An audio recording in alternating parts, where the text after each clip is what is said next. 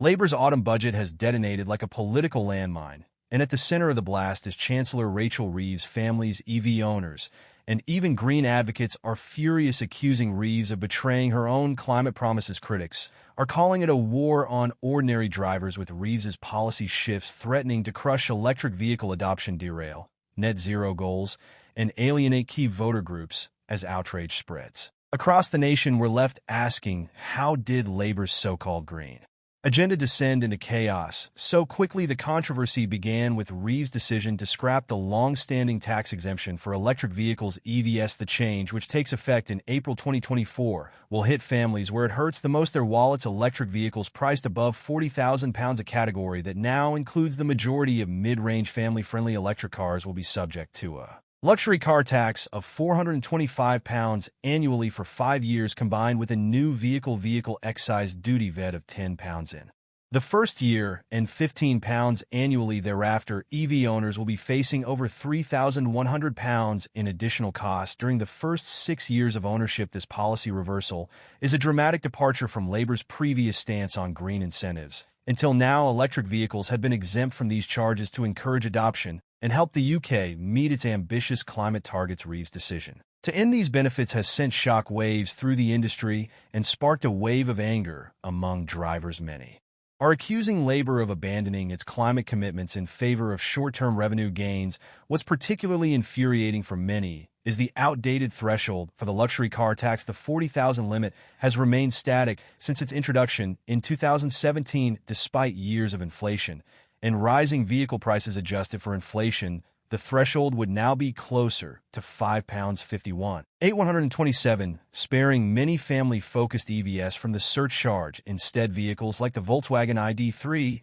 and Canaro EV, once celebrated as accessible options for middle-class families, are now being treated as luxury items. Worse still, the tax will apply even if the car is sold to a new owner, meaning second-hand buyers will also bear the brunt of these changes. For families who made the switch to EVs believing they were investing in a greener future, this policy feels like a betrayal. Social media erupted almost immediately after the announcement, with hashtags like #Reeves tax and #Labour EV failed trending within hours. One user tweeted, "I bought an EV to help the planet, and now I'm being punished for it. How is this fair?" Another accused Labour of taxing the green revolution into oblivion. Industry experts have been equally vocal. Ginny Buckley, founder of Electrifying.com, described the policy as short-sighted and counterproductive. She warned that £40,000 doesn't represent luxury in the EV market. This policy penalizes families and businesses that need reliable long-range vehicles. Stuart Masson, editor of the Car Expert UK, agreed, saying the tax will discourage EV adoption at a time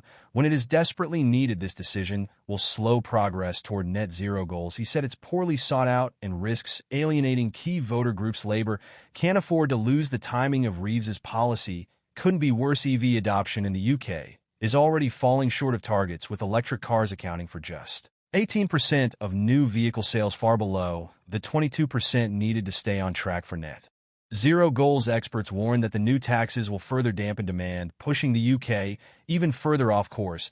But it's not just electric vehicle owners who are outraged. Labour's broader transportation policies are drawing fire as well. In Liverpool, a Labour-run council has announced plans to raise parking fees by up to 60% in what it claims is an effort to encourage public transport use, while the council argues that the move is necessary to address budget shortfalls. Critics say it disproportionately impacts working-class families who rely on their cars for daily commutes. The new parking charges, which include increases of up to 57% for on-street parking, have been described as another stealth tax on ordinary drivers. These policies are fueling a growing sense of disillusionment with Labour, particularly in rural areas. A recent poll commissioned by the Country Land and Business Association, CLA, revealed that 2/3 of voters in England's most rural constituencies believe Labour doesn't understand or respect rural communities. Reform UK, which had previously been dismissed as a fringe party, is now gaining traction among disaffected voters in these rural areas. Reform has surged to 21%, tying Labour